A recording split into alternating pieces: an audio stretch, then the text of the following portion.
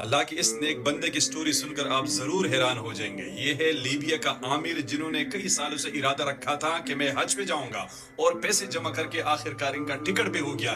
لیکن آگے ہوا کیا، لازمی دیکھیے، 2 منٹ دیجیے ان کو۔ عامر جیسے ہی حج کے لیے ایئرپورٹ پہنچا تو پاسپورٹ میں مسئلے کی وجہ سے ان کو جہاز میں بٹھانے سے منع کر دیا اور تمام مسافروں کا نام لے لے کر سیٹوں پہ بٹھا دیے گئے اور جہاز نے حج کی طرف اڑان بھر لیے۔ لیکن عامر مایوس نہیں ہوا، ویٹنگ روم میں انتظار کرتا رہا اور خدا کے کرشمے کا انتظار کرتا رہا۔ ایئرپورٹ پہ عامر کو لوگ سمجھاتے رہے کہ جہاز اڑ چکا ہے، آپ کا نام نہیں آیا، اگلے سال کے لیے اللہ سے دعا کرے، محنت کرے، اگلے سال آپ جائیں گے۔ لیکن عامر ایک ہی بات کہتا رہا، میں ضرور جاؤں گا، انشاءاللہ میں ضرور جاؤں گا۔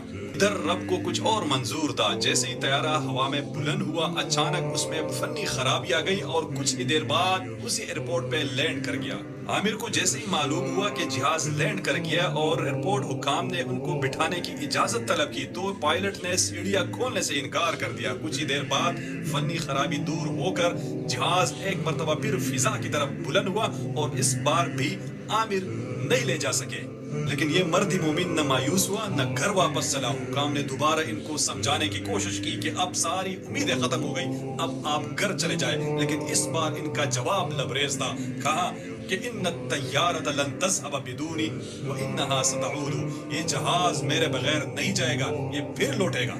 اور حیرت انگیز طور پر وہی ہوا۔ آدھا گھنٹہ جہاز اڑانے کے بعد ایک اور فنی خرابی کی وجہ سے اسے ایئرپورٹ پر دوبارہ لینڈ کر گیا اور اس بار پائلٹ نے اسپیشل اعلان کر دیا کہ جب تک عامر سوار نہیں ہوگا میں جہاز نہیں اڑاؤں گا۔